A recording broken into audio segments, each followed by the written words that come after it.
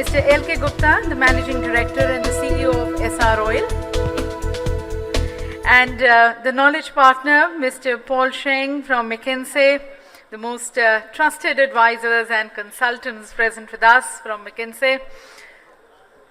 Just once again repeating the names of the eminent speakers. I believe Mr. Sandeep Pondrik is going to be joining us, Joint Secretary, Refineries.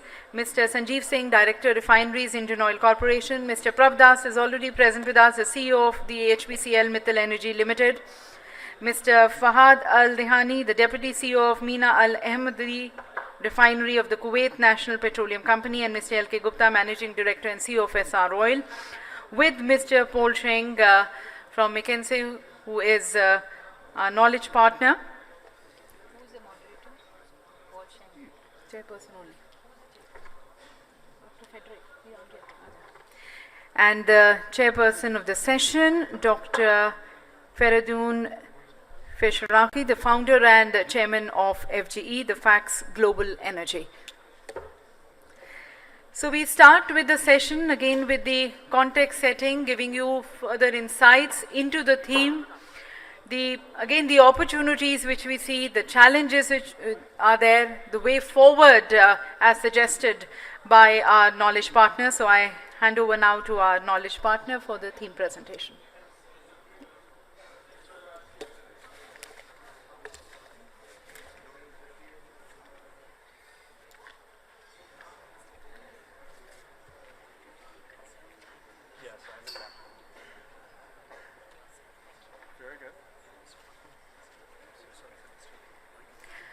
We will try to maintain the same structure as in the other sessions. We have the theme presentation, the context setting, and then the Honorable Chairperson of the session will be first giving his opening remarks and then inviting the speakers of the session to extend their views and insights. I hand over now to our knowledge partner from McKinsey, Mr. Sheng. Good afternoon, everyone. Mr. Chairman, distinguished panelists, ladies and gentlemen. It's a real pleasure to be here and speak to you this afternoon. Although I must admit, I do so with a little bit of trepidation. Anytime we talk about the future, there's one thing for sure, which is I'm going to be wrong. So with that in mind, I'd love to start off just to share with you a few high-level perspectives around the role of Asian refining and indeed what we see in terms of global trends downstream. It's actually quite heartening to spend time here at Petrotech because you guys have been a beacon of excitement and positivity around growth. Stories not quite like that in many other places around the world. What we're seeing as we look forward is the market that is reaching into an oversupply situation. We see slowing demand growth globally, although with beacons of light, such as in India. We see a continued drive towards capacity expansion. We see increase in complexity, and we see a lightening of the crude slate. And so I think these four factors combined actually make the near to midterm, out to the 2020 timeframe, a rather challenging time for many oil companies around the world. And this challenge comes in terms of, at least over the next several years, relatively lower utilization rates in hub markets, as well as we foresee relatively lower margins before recovery. This chart, if I start out, is a bit of an eye chart, but basically what we have done in McKinsey is developed a fundamentals model around products supply and demand. The y-axis is basically the products by category, and the x-axis is the major demand regions of the world. And we've modeled this in terms of an industry by industry buildup. As you can see, the reds mean essentially demand destruction over the next several years to the 2020 timeframe, whilst the greens indicate fundamental demand growth. At a high level, what you see is basically Asia Pacific is holding up the world in terms of demand, with some growth also coming from Africa, but frankly, very few bright spots otherwise. When you look at our total growth rate, we're forecasting total demand growth rate of around 0.7% per annum, and a light products growth rate of 0.9, which is dramatically slower than what we experienced over the last 3 to 5 years. At the same time, we see a difference in terms of demand growth within classes of products. As this is a forecast going out to 2030 of gasoline and middle distillates. And you'll see that they track pretty much similarly until 2021. And that's because of the MARPOL legislation that kicks in that will affect bunker fuel requirements. And we believe will push up to 3 million barrels a day from resid up to gas oil into the middle distillates range. So we do see a discontinuous rise in the early 2020s. Now, on the supply side, at the same time, we do see a lot of capacity addition happening in the world. Today, global refining capacity is roughly at 98 million barrels per day. As we look forward at distillation capacity, we see fundamentally over the next few years a growth rate of 1.1%. A lot of it is led by Asia Pacific, again, in terms of an addition of 1.2 million barrels per day of distillation capacity, the Middle East, and North America. Now, keep in mind that North America is off of a relatively large base. So on a relative basis, the growth rate is going to be predominantly concentrated in Asia Pacific. The second factor to this is, of that capacity addition, if you look on a little further, conversion capacity will grow even faster. We expect conversion capacity to increase by roughly double the rate of distillation, meaning that the overall asset base of the world is getting more complex. And again, most of this conversion growth is going to happen in Asia. Interestingly, at the same time, when you look at the crude slate coming into to Asia, it is getting lighter over this time frame as well. So we are seeing increased investment in more complex refining capacity, whilst the crude slate is, in some sense, going the other way. What this means, we believe, is that utilization if you look at the regional hubs, whether it's the US Gulf Coast, whether it's Europe, whether it's the Singapore hub, will fall over the next few years until 2020, 2021, again, when the marine requirements help drive a bit of the recovery. And that will have an impact on margins as well. When you look at refining margins, again, we see at least some level of decline between now and 2020. But in the post-2020 era, we are particularly bullish, particularly positive around Asian refining margins as it starts to recover. But it will take a while for that to happen. So if you're a refiner, what are the options for you? And I think this is kind of a framework for us to tee up the rest of the discussion in this session. You can take advantage of the crude diversity, and you can try to improve your optimization in several ways. Right? One is to think about term agreements. So how do you play long-term agreements versus spot? How do you understand the pricing dynamics? We're very bullish and very positive about the India market. But beyond India, the dynamics that are happening in China with slowing demand growth, the dynamics happening in the Middle East and many other regions of the world will have profound impact on the Indian market as well. And so you cannot afford to just focus around the supply and demand of one single market. Thinking about optimization, not only in terms of optimizing crude types, but also in terms of looking at your intermediate purchases and sales. Many oil companies have spent the last couple of years looking at cost efficiency and driving costs.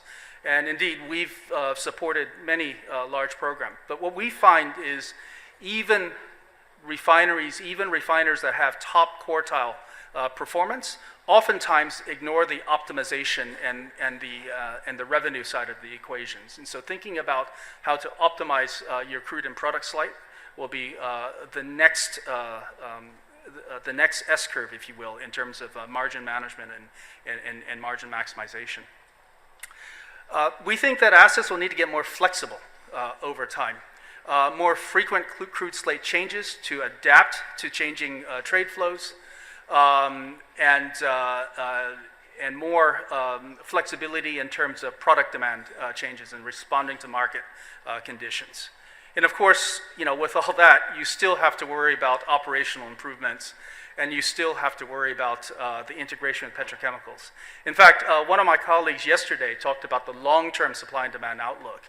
And indeed, if you believe all the forecasts we hear around electric vehicles, around the demand for crude oil as a transportation fuel, in the 2020s to 2030s timeframe, the importance of crude will start to shift from that of a transportation fuel to that of a material supply chain.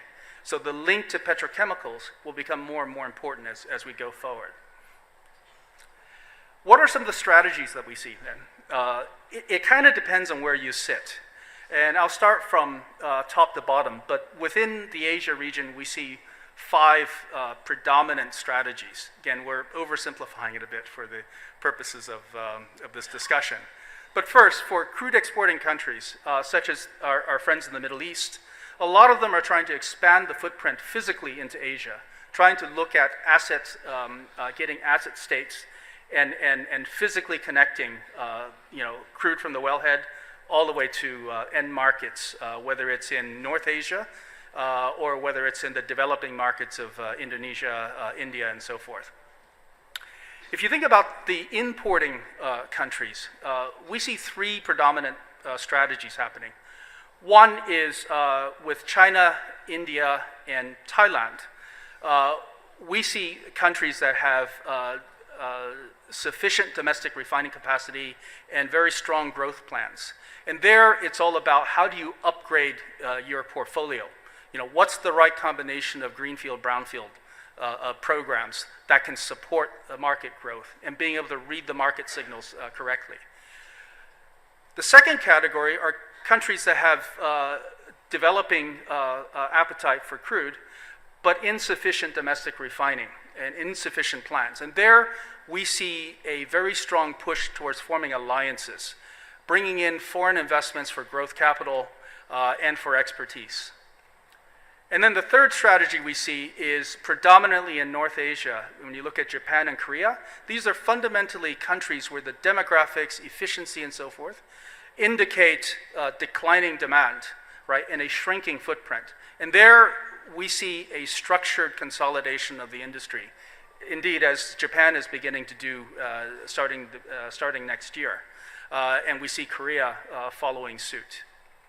And then with the international, the private sector, the international players, what we see is a retrenchment, a consolidation back to hub refining capacity fundamentally, and driving production and growth from there. So in a nutshell, it's an uncertain world. We're very fortunate to be in an island of optimism and growth here in India. Indeed, on a relative basis, the fastest growing demand center for hydrocarbons. We do see a number of players trying to pursue different strategies due to the market uncertainty. And as I always say, we hope for the best, but we plan for the worst. So with that, I turn it over to our chairman. Thank you.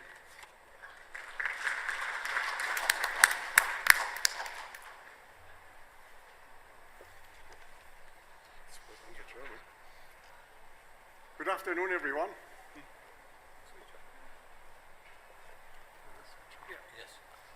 Good afternoon, everyone. Can you hear me? Yes. I have the pleasure of being your chairman this afternoon at very short notice. So I'm happy that most of the panel members I know, so I can talk about them.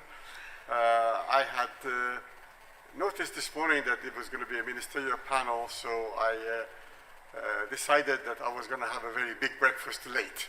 So I'm not very hungry. I am sorry if the rest of you are hungry, and you must be diehards to be sitting in here while everybody is having lunch. So I appreciate that. We have 5 presentations, well, 6 presentations with Paul Shanks, and we're going to go through them. Each speaker has 10 to 12 minutes to speak, and then I will give you my wrap-up and my concluding remarks. First speaker is Mr. Lalit Gupta, who is the CEO of SR Oil, and he will talk to us about, I suppose, the issues relating to Indian and global refining market. Mr. Gupta.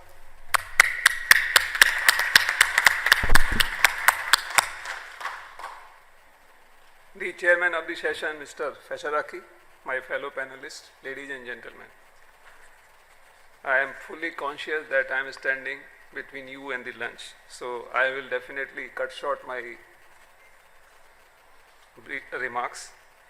But let me start by thanking Petrotech for inviting me to share my thoughts on this very important seminar. And I believe that the theme, the growing prominence of Asian refining, is very, very important.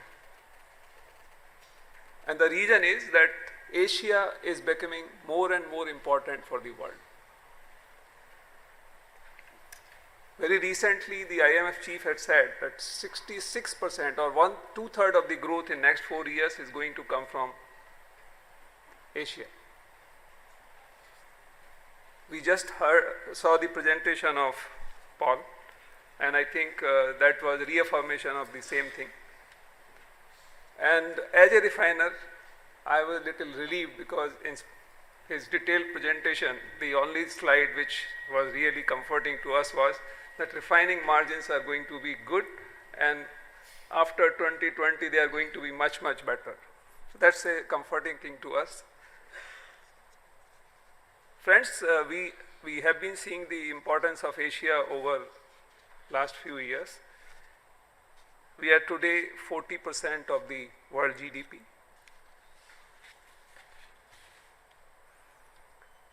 Now coming to refining, because that is the topic which we should discuss in detail. We were just 18 million barrels per day in 1991 in Asia. And today we are 42 million barrels per day. And if you see the world, it is from 74, it has come to 97. So if you do the maths, virtually the entire capacity addition in last 25 years has come from Asia. If you see the demand or the growth in consumption, we have grown by 193% in last 10 years. We have grown from 14 million to 41 million, whereas the world has grown from 67 to 95. Again, the same maths. Virtually the entire growth in consumption is coming from Asia. And going forward, the scenario is almost the same.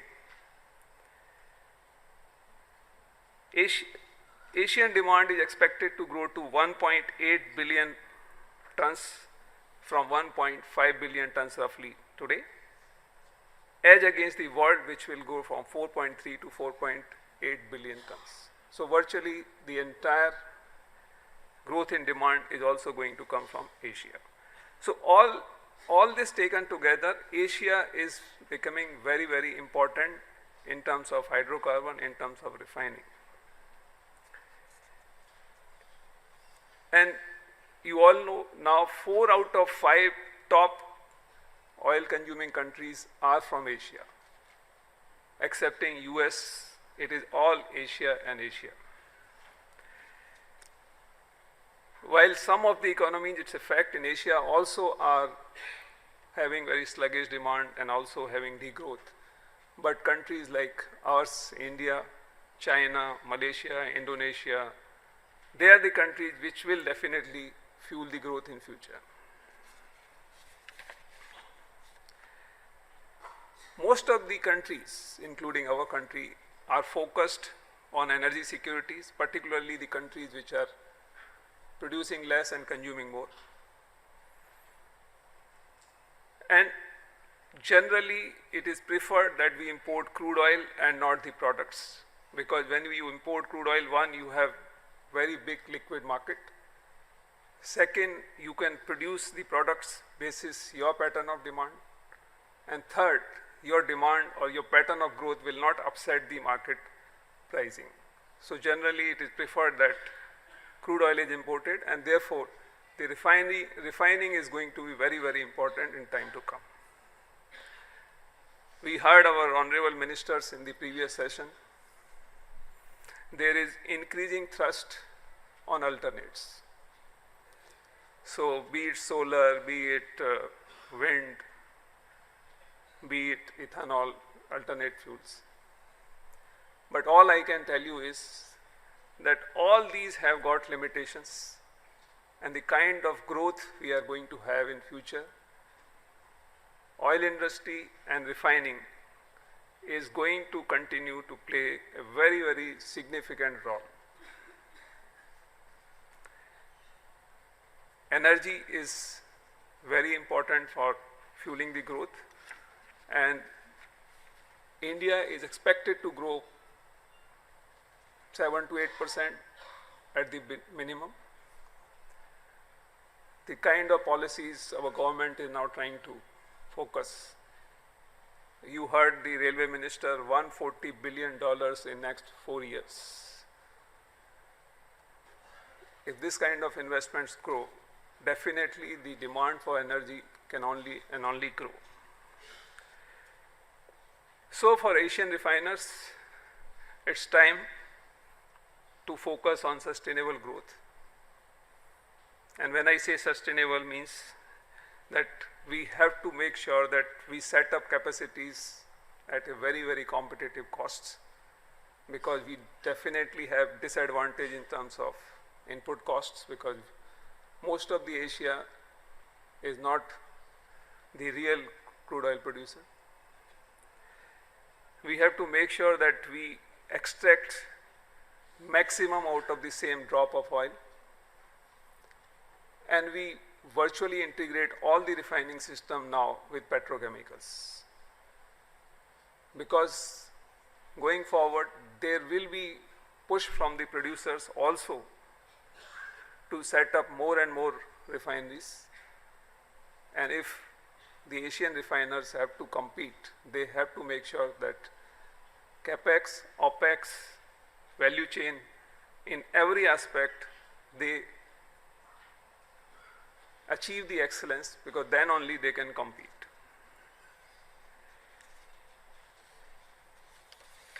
Now, in terms of India, as Paul said, that yes, that is one of the brightest spot in terms of demand. We are today consuming almost, last year we consumed roughly about 185 million tons of products. So virtually with 18% of population, our consumption is hardly 5% of the world total consumption. Today we have the maximum growth in the oil product consumption. Last year, or rather this year, the demand is expected to grow by about 1.2 million barrels per day, and India is almost 25% of that total incremental growth.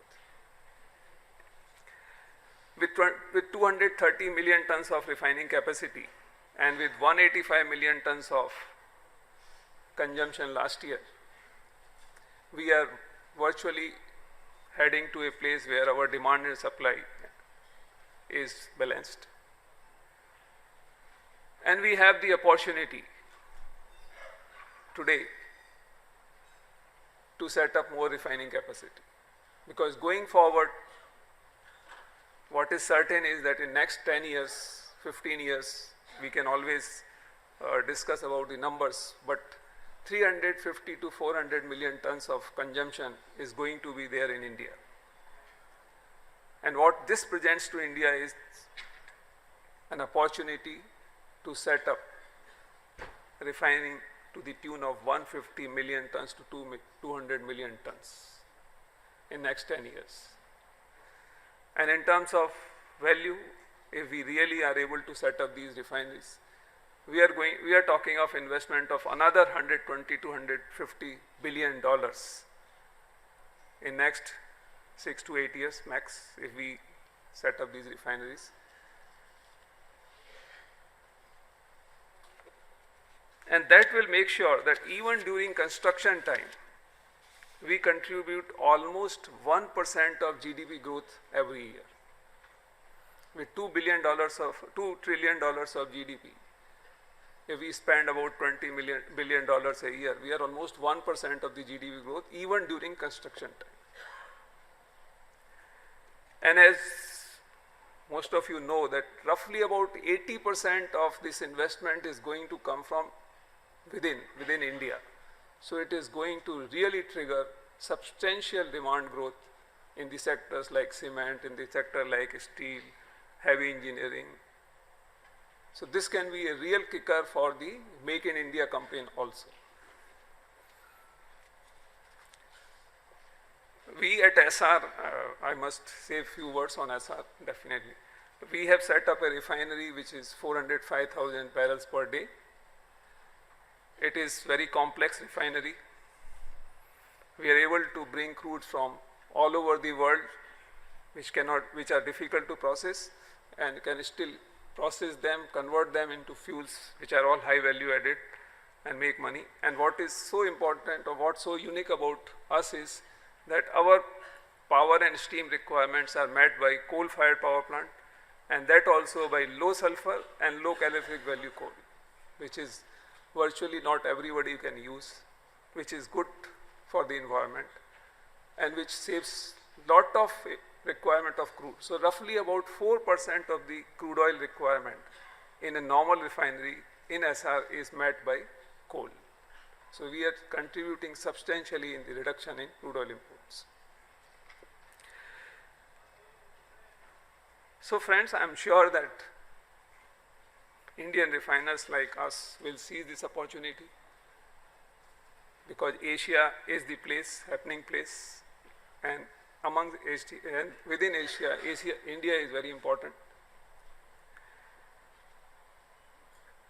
The significance of having more refinery capacity we have already discussed and seen, and my fellow speakers who will follow me definitely will also throw light on that. And I am confident that the kind of refining industry we have, we will seize this opportunity, and the leadership provided by our Honorable Prime Minister and the new government will definitely ensure that all this is implemented and implemented in time. I am confident that deliberations which have taken place in this conference up till now and in next 3-4 hours before it concludes will definitely, they have given us enough food for thought and will enable our future programs, future thinking. And in the end, I must congratulate the Petrotech team under the guidance of Honorable Minister, Honorable Secretary and the Chairman IOC to organize such a mega conference, and once again thank them for inviting me here. Wish you all the very best and thank you. Jai Hind.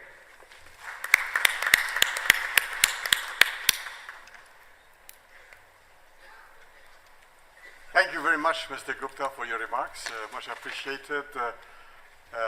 Our second speaker is Mr. Fahad Al-Dihani. He is a Deputy CEO of Mina Ahmadi Refinery. Some of you may not know that the biggest refining transformation in East Asia is taking place in Kuwait at KNPC. But Mina Ahmadi Refinery, Mina Abdullah Refinery are being expanded and upgraded, while Schreiber Refinery will close At the same time, Al Zour refinery comes. I don't think the world has ever seen such a large transformation as we are witnessing in Kuwait. And all of them will be in the next 4 or 5 years, they will be on the market, changing the dynamics of the Asian and the Middle East market. So please welcome Mr. Fahad Al-Dihani. Thank you very much, Mr. Chairman. Assalamu alaikum. Good afternoon, everybody. And I know it is a very tough hour to speak to audience, which is lunch hour. So bear with us. I'll make it as fast as possible. And on this occasion, I would like to thank Petrotech for their invitation, their generosity, hospitality, and commend the Indian government for their ambitious plans and wish them the best of luck. We talk so many about the growth in Asia, and if we take a look at the JDB, we see that the highest JDB we see is China and India, which is the highest of the world. The rest of the world is behind them. And with the high JDB means that there is a high growth rate. With the high growth rate means that there is a lot, an increase in energy demand. And we are in Kuwait being an energy provider. We think of ourselves as energy provider instead of crude oil only suppliers. This is very good for us because there is a demand for energy whenever there is a growth. If you take a look at the refined product demand growth by region, we see that Asia is the highest by far, by all, and will continue to be more than 50% of the demand of the growth of the regions, as mentioned by Paul. Asia accounts for about half of the world's total refined product demand growth. Of course, given the high GDP percentage of close to 6, the demand is more than 50% of the world's demand of refined products.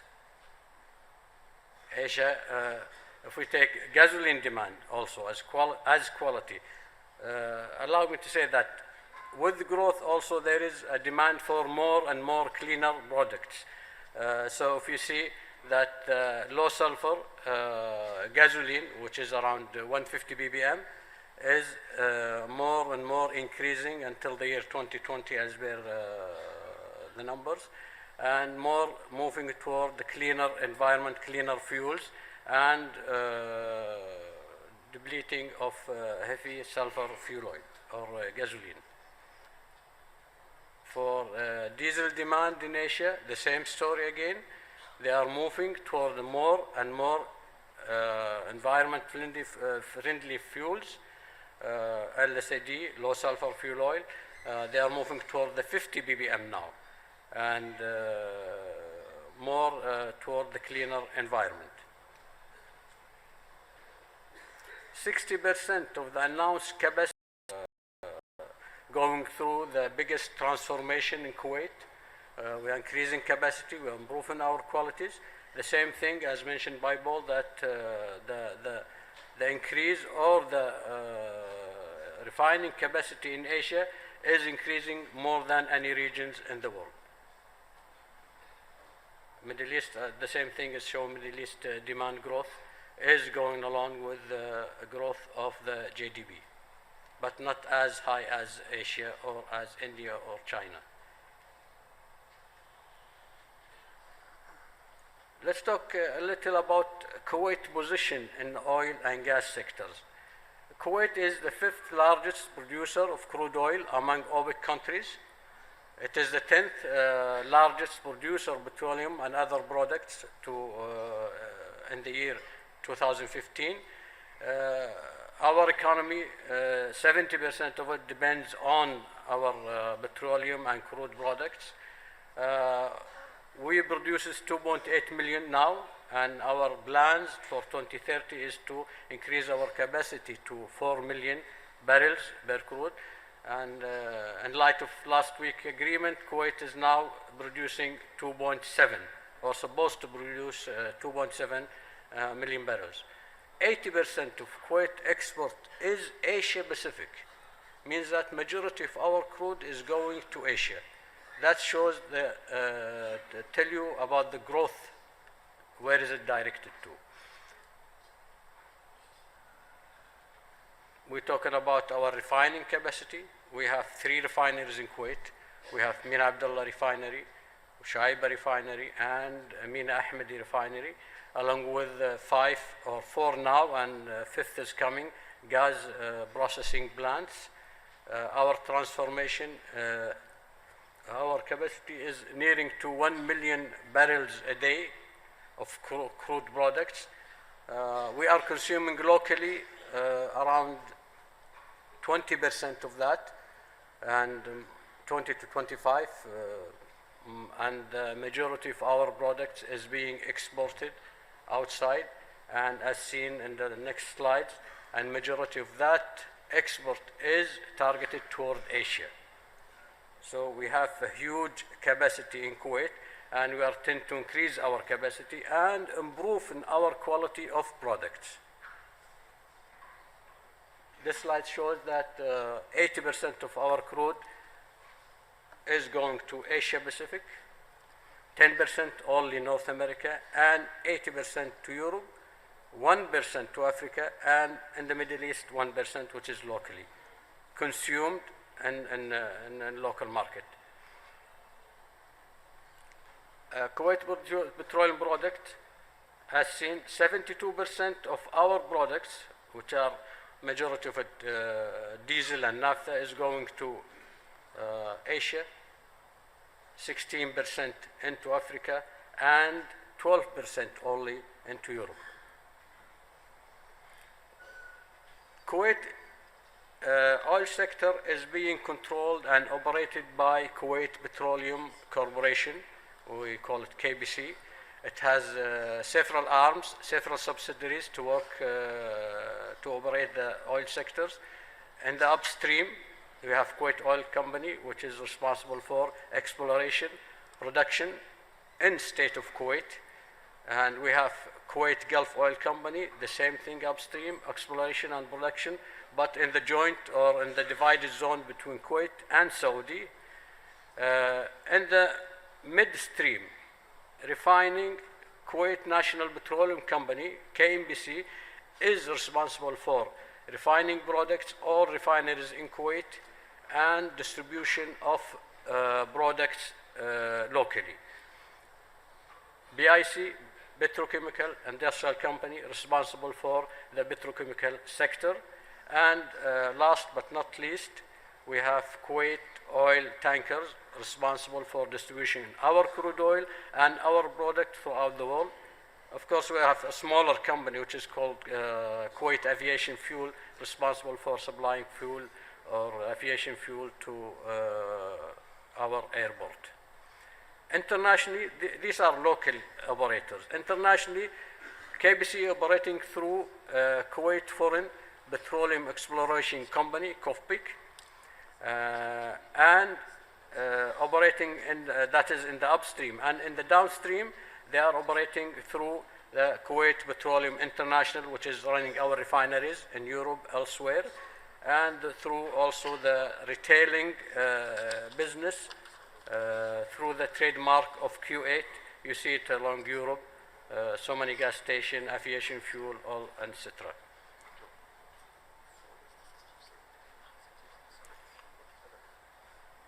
Now let's talk about our value chain of Kuwait.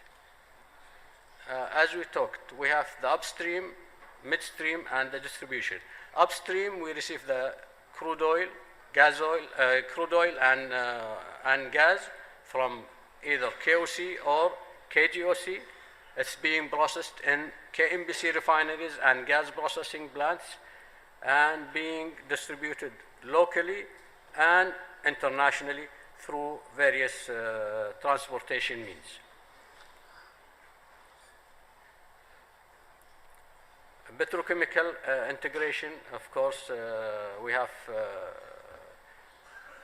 the gas is being produced by KNPC through the refinery and being transferred to BIC, which is operating through its joint venture Equit with Caro and Dow Chemical International Operators, and being marketing outside Kuwait, some locally, but mostly marketed outside Kuwait. What are the opportunities we have? We talked about KBC, we talked about our value chain, and we talked about demand in Asia. Our investment, as Mr. Chairman again mentioned, we are doing a clean fuel project we call CFB. Now it is underway. It reached almost 75% of completion. It is upgrading the existing refineries to meet Euro 4 product specifications, enhanced conversion capacity with minimum bunker fuel oil. So it's gonna be only Mina Ahmadi, Mina Abdullah, and Shaiba refinery, which is going to be closed out, and it's gonna be a full conversion refinery with a budget of 14 billion US dollars. Second mega project we have, Zur refinery. This refinery first started as fuel oil supplier to our electricity MEW fuels as a strategic project. But later on, Kuwait said, or we thought that it's better to couple it with a petrochemical complex. It's going to be more economically attractive to investors, either locally or internationally. Zur refinery is underway. It's planned to be commissioned probably by the year 2019. Clean fuel is going to be commissioned by 2018. And Zur refinery project budget is around 12 billion US dollars. That is, both projects is around 28 billions. That's how big investment Kuwait is investing in infrastructure and to enhance our products to cater for the demand in the international market. In Asia, we are not only doing that in Kuwait. In Asia, we are investing through our KBI, and there is some talk with the joint venture with Sinopec, new refinery project in China. This new refinery is a capacity of around 260,000 barrels per day, an investment of 6 billion US dollars. It's under feasibility stage. In Vietnam also, there is a Petro Vietnam, new refinery project in Vietnam of 200,000 barrel capacity, and it is a $9 billion investment, and now it is nearing mechanical completion stage, so soon will be commissioned, probably by start of 2017.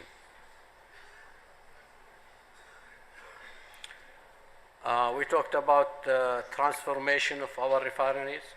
This is the profile of our products once CFB project, which is clean fuel, and Zur refinery are commissioned. Currently we are producing gasoline of 500 ppm sulfur and 4% benzene.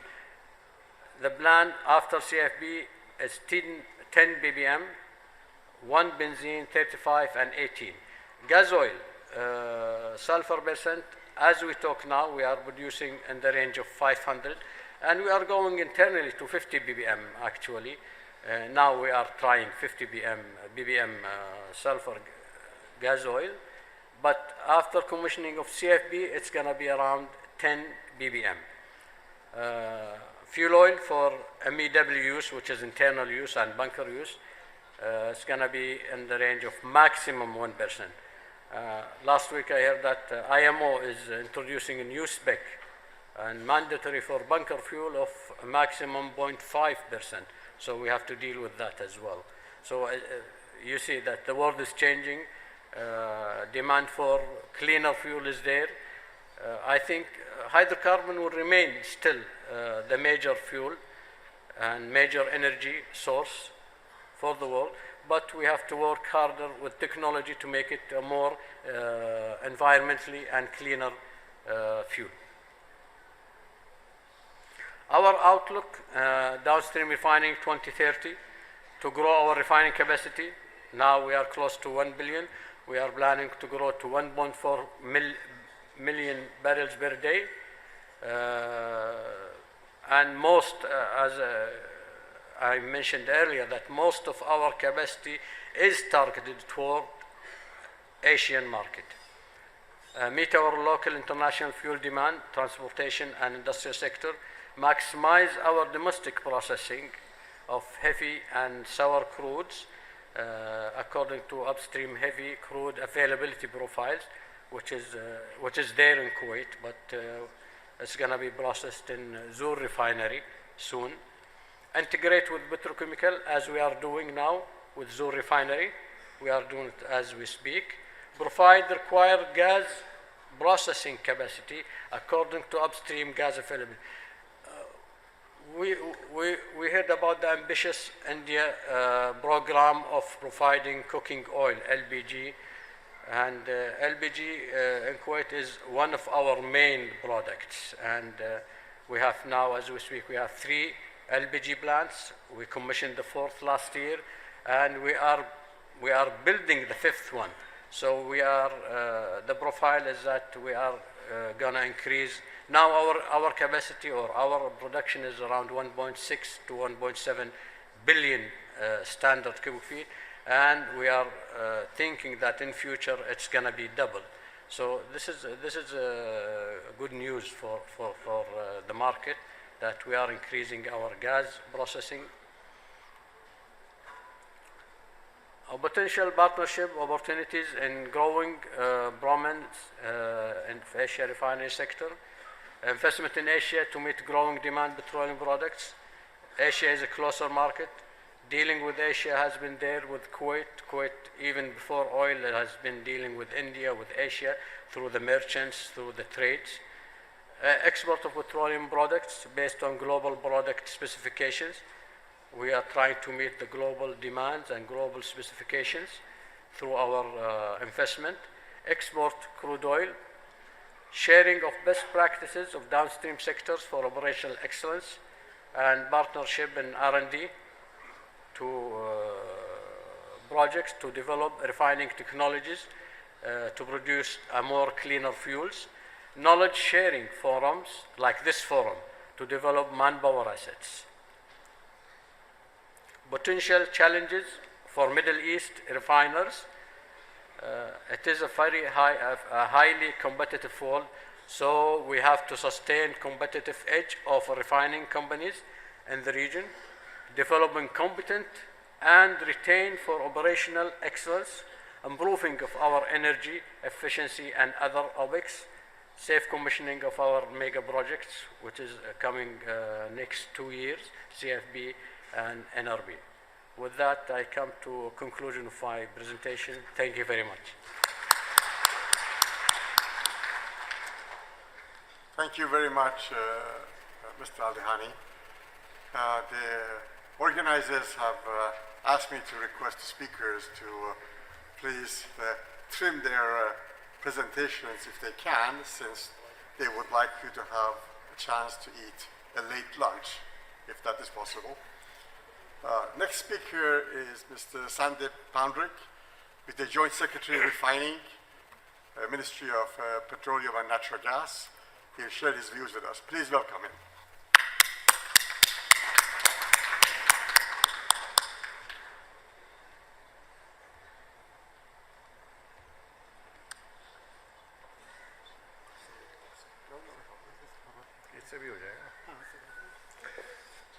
Good afternoon, Mr. Chairman, my fellow panelists and audience. I know it is a very, very difficult time for a presenter to present something. All of you must have taken lunch, very good siesta time. So I would try to be as brief as possible because we have a time pressure, and next speakers and next session has to start as early as possible. We have already run over the time, So I would try to be as brief as possible. As far as the global refining capacity is concerned, as you can see that 34% is in Asia Pacific. So we are having the highest refining capacity, followed by Europe and Eurasia and North America. We are emerging as the refining hub of the world, and with few of the latest refineries in Asia and also in the country, in India. If we see the global refining overview, the Asia and Middle East is growing. They are having new refining capacities, latest, most modern refineries. And if you see the graph, most of the new capacity is coming in Asia and Middle East, while all other areas of the world are either stagnant or refineries are closing down in those areas for variety of reasons, including that some of the refineries are old and not so efficient, while the more modern, more efficient refineries are coming up in Middle East and Asia. And secondly, that the capacity is being driven not only by economic reasons but also by strategic reasons. So Middle East has crude oil, why not have refineries there?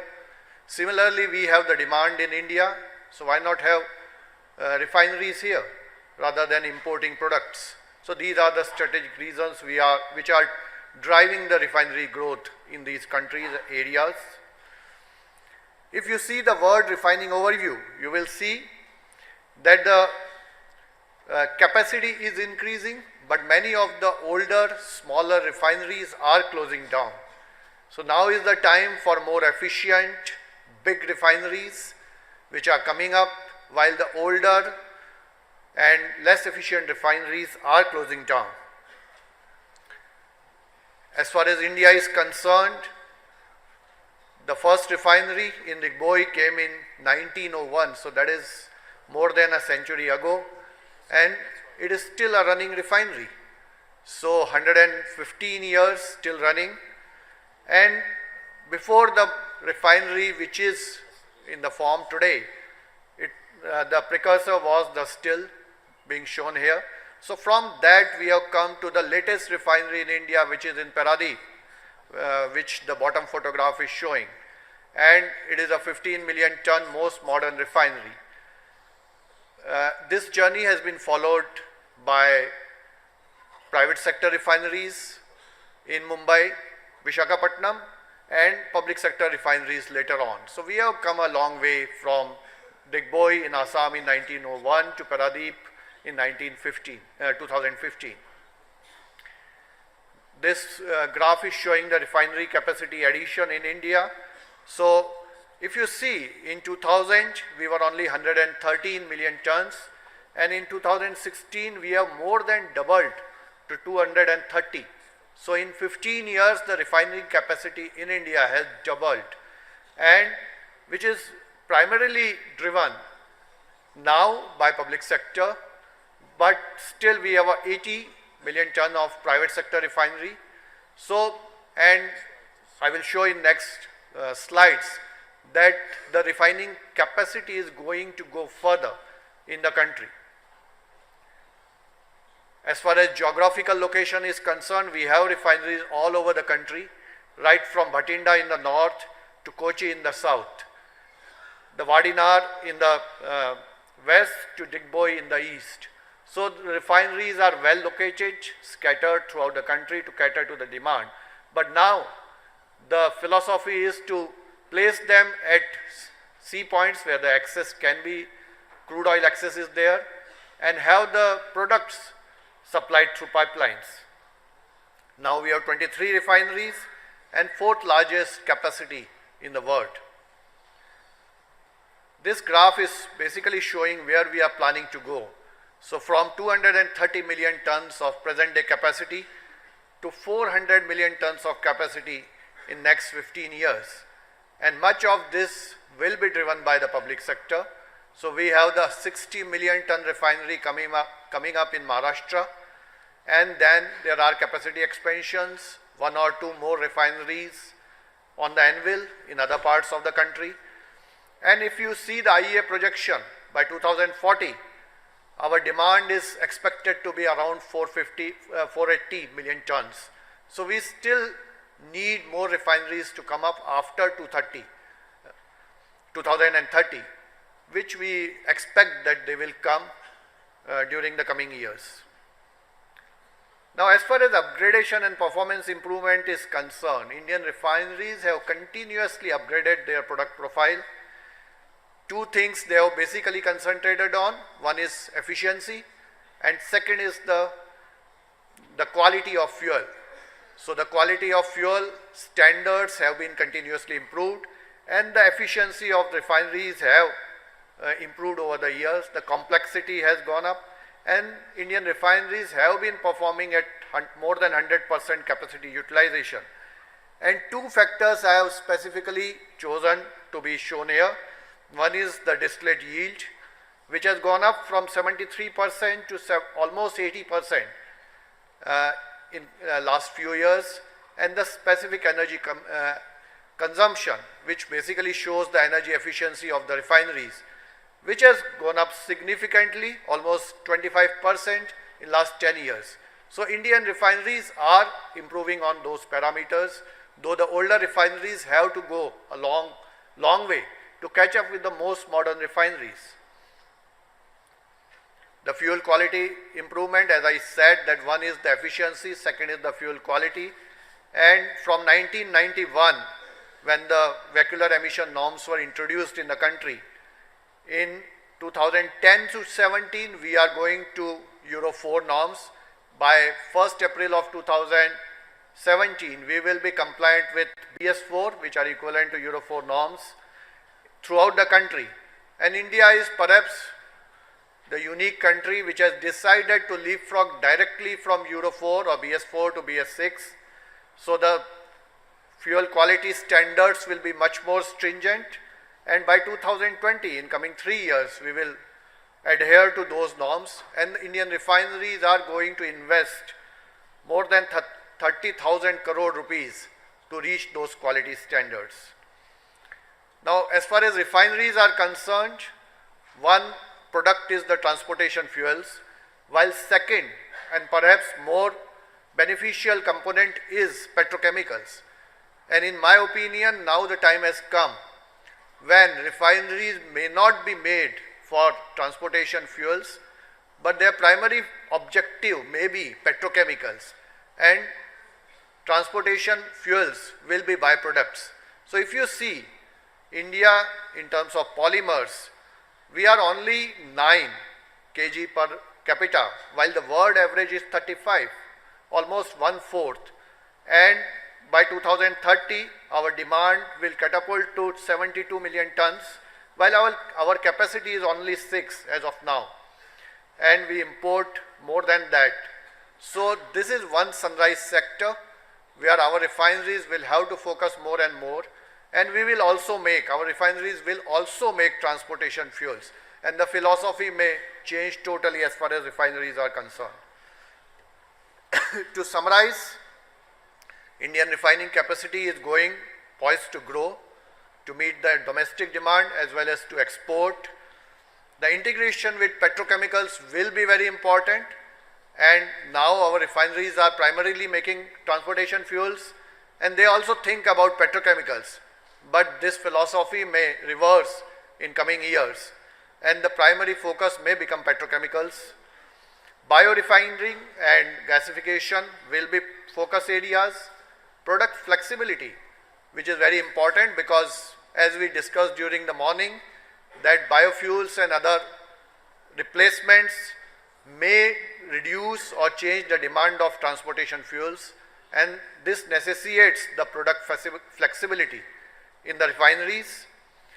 The bottom or whatever crude we are taking into the refineries, almost 100% of that must convert into products, and this will need that we go to zero bottom and clean auto fuel. As we said that by 2020 we will adhere to BS6 norms or Euro 6 norms.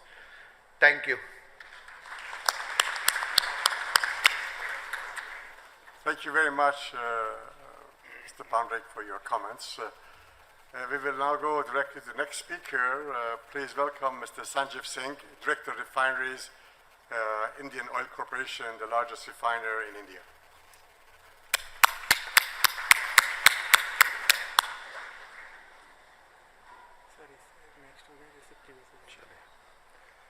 Dr. Fisharaki, Chairman of the panel, my fellow panelists, ladies and gentlemen. Last 2 days we had been talking about that India is planning to grow in refining capacity. So I thought maybe I would explain why we are saying so, why we are planning so, and Mr. Pandrik has made my job very simple because probably we are conveying the same message. So I'll be starting with the very brief background of Indian refining industry, and will probably touch upon few points which are not there in Mr. Pandrik's talk, and we'll talk about the future plans.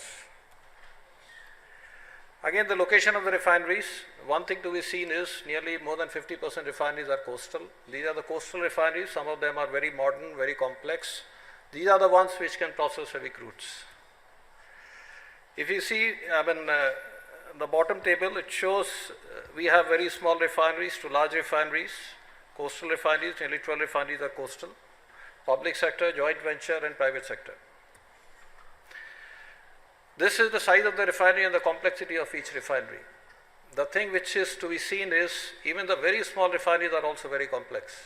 If we compare with the world average, they are more than the world average. This complexity does not indicate that they can process any kind of crude. This complexity indicates that they can produce very good products. So even the very small refineries are also very complex. The big ones are definitely complex. They can process wide variety of crudes. This again shows the Indian crude basket, and predominantly is coming from the Middle East. The left one shows that our crude production had been more or less stagnant since we had been growing up in the crude capacity. So our crude dependence on import had been going up consistently. The chart on the right indicates the kind of crude which we are processing, and what is very clear is that very heavy crudes are, although a couple of the refineries are processing that, probably the most recent ones are processing very heavy crudes. That quantity is limited, while most of the refineries are capable of processing high sulfur crudes. This is again, the left one is the growth in the refining capacity in the past, and the right one is the journey towards Euro 3, Euro 4, Euro 6. One thing is to be considered is India is a vast country, and apart from the scattered refineries, we also have a very wide network of pipeline and distribution network for the products. So many a times the plan for switching over for the next level of products is not only determined by the capability of the refineries, but also the capability of the network. Refinery throughput, distillate yield or specific energy consumption, they had been continuously improving, although we had been going towards Euro 2 to Euro 4 to Euro 6. Now these are the different estimates of the future demand for India. And if you see, by whatever, we are at present at around 230 million tons per annum refining capacity. And whatever way we look at it, I think by 2030, we'll be needing around anywhere between 330 to 350 million tons of refining capacity. Our own internal estimates also indicate the similar numbers. So there is all indications that in spite of considering all the renewables or all the inputs from other form of energy, the refining products or the refined oil products demand is going to increase drastically. One thing which is moving in future years is that the Indian petroleum products consumption is moving from the diesel driven or the high diesel demand to more towards gasoline. Traditionally, India had been a country where the diesel demand was dominating. We were the first country where we started installing FCC units for maximizing diesel. It was never done anywhere before. We have large number of FCC units which maximize diesel. Today we are operating refineries, we have designed refineries to maximize gasoline. And probably the same trend we expect in future also. So the future product demand is more towards gasoline. If you can see the diesel and gasoline ratio from 4.3, it is coming down to 2.4. This is also indicating that our polymer demands, because when we talk about petrochemicals, it's specialty chemicals or liquid chemicals as well as polymers. So when we look at the polymer, because refineries are a good source of polymers, and the polymer demand is also increasing. Presently, we are importing polymers, we are producing polymers, but the growth is certainly going up. As Mr. Pondrick also said, that today our average per capita is around between 7 and 8, while the world average is around 35, 36. So the key facts about India's refinery margin.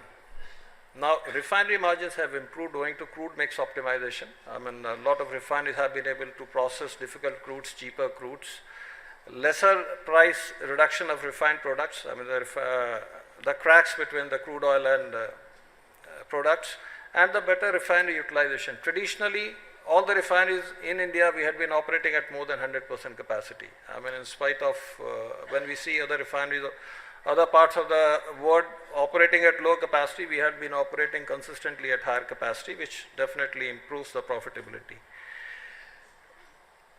The high sulfur crude processing in Indian refineries had been going up.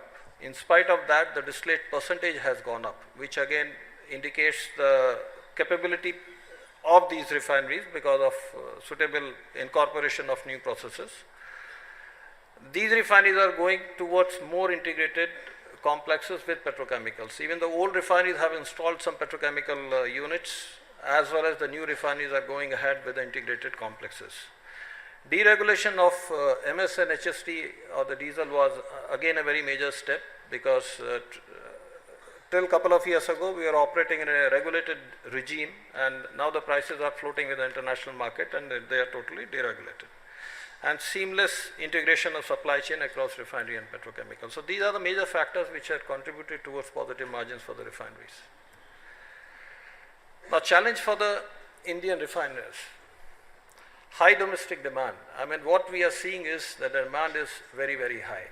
Now, there are two options. Either we decide to import products and meet the domestic demand, or we install our own refining capacity. In future, if there is some major disruption, then whatever numbers we are seeing, probably they may undergo change. So while the refiners are committed to meet the domestic demand, that remains a big challenge. Quality upgradation from BS4 to BS6 within a timeline of 3 years. The country moves on 1st April 2017 to Euro 4, and within a span of 3 years we are moving to Euro 6. Nowhere in the world it has been attempted before, but we are very confident that we will be able to meet the timelines. Economy of scale for the older refineries, which are very small, even the medium size or decent refineries also, they have grown over the years. So I mean, we have been adding capacity in these refineries. So from energy point of view, many of such refineries are not very efficient. We depend heavily on imported crudes, and this dependence is likely to go up to 90%.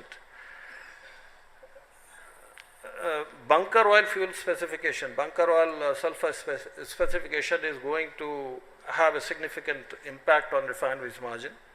Operational flexibility we require, because as we have been listening last 3 days, there is a lot of thrust on LPG penetration in the country. With the LPG penetration increasing, the kerosene demand is going to go down. So this kerosene has to be absorbed either in diesel, or it has to be converted into some other valuable products. This is one demand, one challenge. The refinery has to be flexible enough to significantly switch between MS and diesel. A couple of the refineries, I mean, they have a decent switch margin, but probably we'll be needing much more than that. And the stricter environmental regulations will force the refineries to reduce their emissions further. Let me share with you that whatever capacity addition we have done, none of the refineries was allowed to increase the emission limits. So within the original emission limits, the refineries had been adding capacities. And this pressure or this commitment is going to increase with time.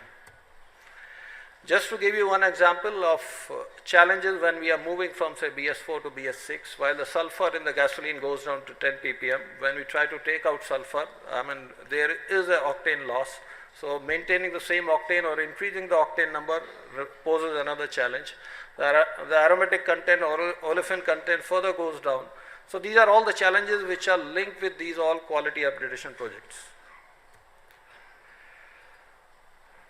So focus area for the refinery, we more or less talked about everything. Energy efficiency is one area because as I told earlier, we had been adding capacity in the same refineries, so these refineries require significant changes or modifications to improve on their efficiencies. Rest all we talked about. Now technological interventions will be absolutely necessary. We are not limiting only to the technology which are known today. Even as I said earlier, that for going for high octane gasoline component, we will be consuming LPG. Now LPG is a high demand product for the country. So we are looking for the technologies which are probably suiting for the future requirement for Indian refining industry. Biofuel option, another area which we are very seriously working on with the other stakeholders also. And ethanol is one option, while the biodiesel remains another option for the diesel component. This also helps in reducing emission as well as increasing the product quality. And our target is today is for 10% ethanol in MS and a similar number for the diesel also.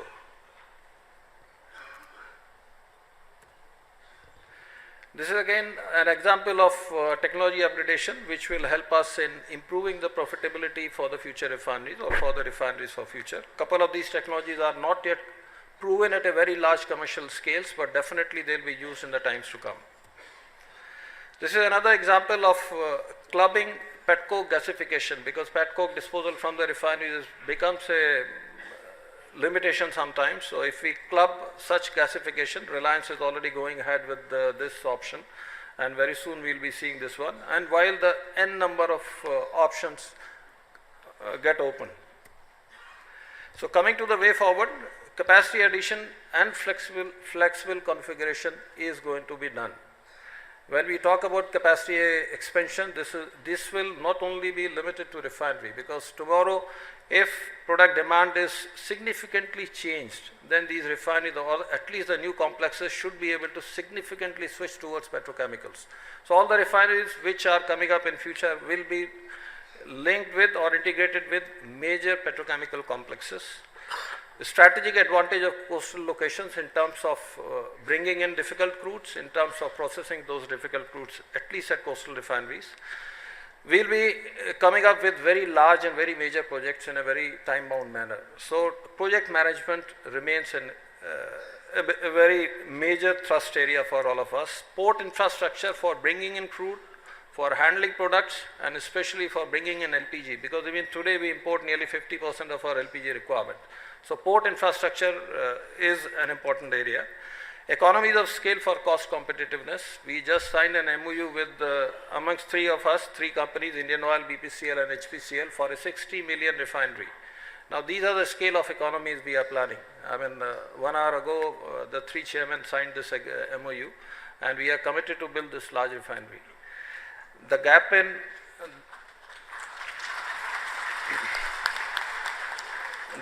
in domestic petrochemical capacity provides a tremendous opportunity to take care of any wide fluctuation in the refinery products demand in future. And significant investment definitely will be needed for the hydrotreating capacity, whether it is gasoline or whether it is diesel we are talking about. So we are not only looking at the Euro 6 specifications, definitely the specifications will go beyond that, not only in terms of emission, but definitely in terms of fuel economy. So we are working on those lines, and biofuels, as I said, is going to increase. So we are looking for, in fact, we are looking at the ways and technologies in which the biofuels can be processed along with the regular fuels within the refinery. Thank you very much. Thank you very much, Mr. Singh.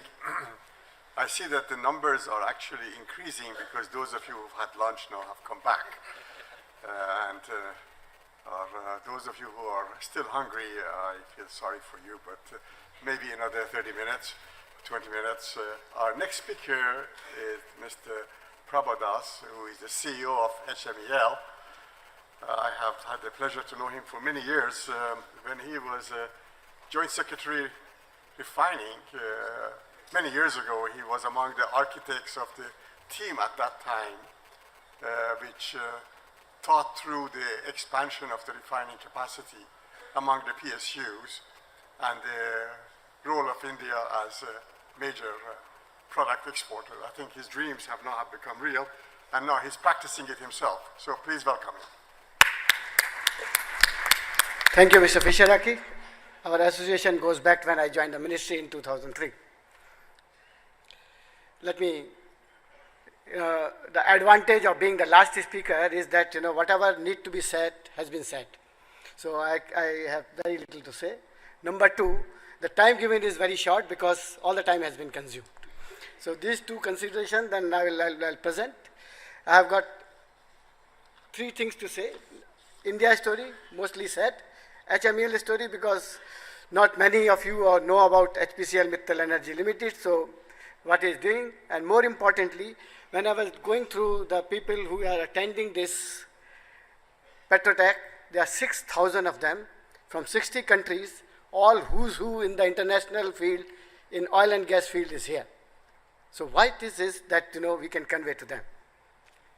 Just the Indian story, already said, big Indian story. India has come on the global map. We are the largest, third largest consumer, fourth largest refinery capacity. We were importing in 1998. We were importing products in 1998. Today, we are the largest exporter of petroleum products in the country. We have become from net importer to major exporter. Demand is growing. Everybody has said, numbers are raw. Sanjeev Singh, Mr. Pondrik has all said that. We require 110 million ton of refinery every year, from now onwards. We require at least 10 million ton refinery every year, continuously for years together. So there is opportunity. We were, as I told you, we were deficit. We were 90 million ton. We were the 62 million ton capacity, now we are 230. The question which I am asking,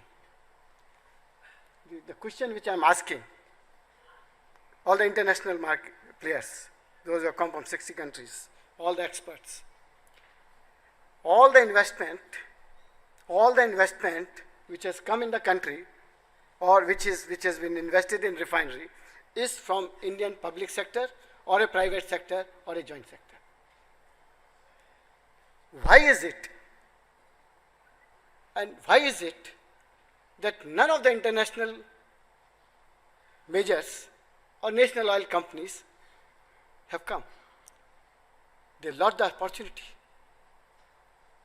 I've noted down certain concerns. I will come back to them one by one. But why is it?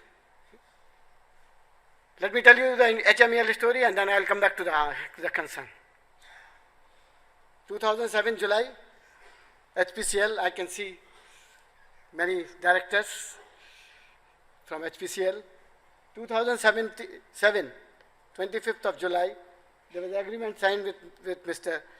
HPCL and Mittal Investment, that's Mr. Alan Mittal Personal Company.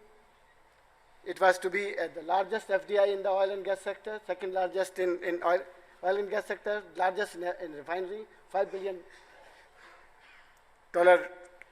investment. We were supposed to do these things. We were supposed to put a SPM, we were supposed to put a crude oil terminal, a 1,017 kilometer pipeline, and a refinery, and a township, and a power plant, and all that. We were here. 2008 March, when I joined, it was like this, and we were supposed to make the most complicated and sophisticated refinery on earth. 2012, Prime Minister inaugurated that, and we are fully functional refinery from April 2012.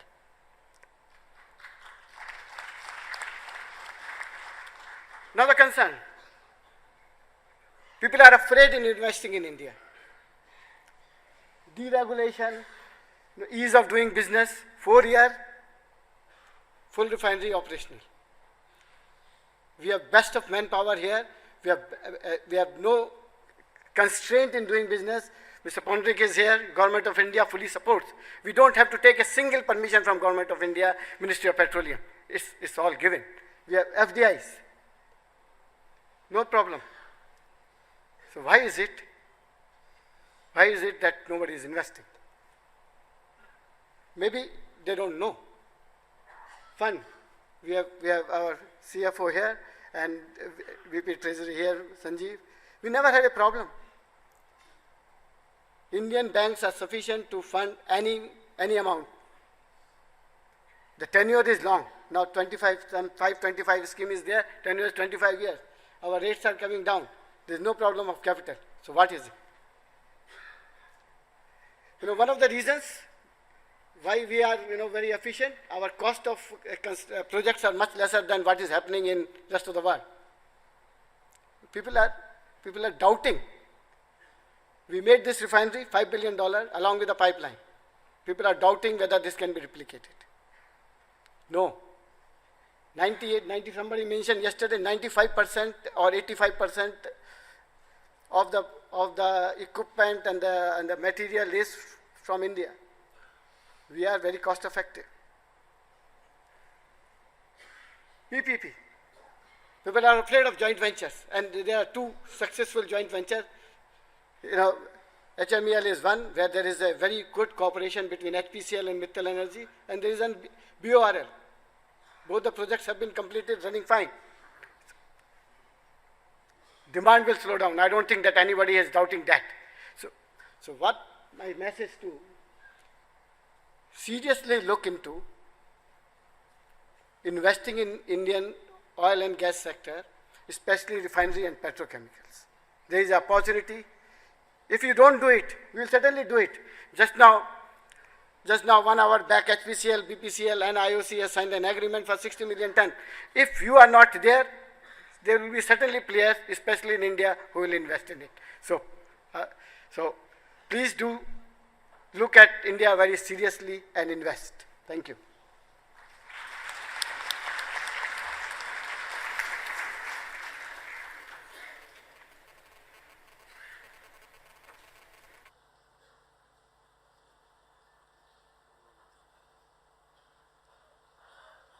Thank you very much, Mr. Prabhadas. That was very interesting. You already gave the trick away so that everybody comes and competes with you.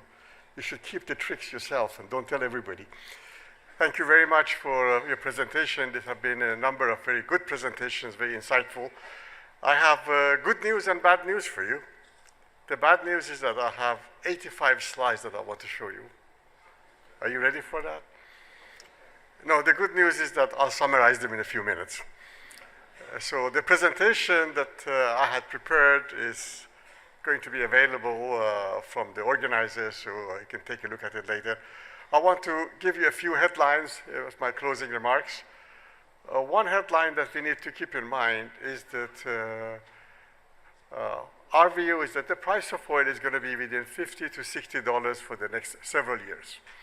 And I believe sometimes in the middle of next year, OPEC, led by Saudi Arabia, will impose a band of $10 and defend the band in the same way that $100 to $110 was defended. What is the significance of this for the refining business? A very big significance. As long as the price of oil is under $60, the demand for gasoline will continue to grow. Indeed, today there is a revolution in the gasoline business. Demand for gasoline is growing everywhere, not just in India or in China, it grows everywhere. And the reason is when the price of oil is low, everybody wants to have cars. Not everybody wants to have trucks driving diesel.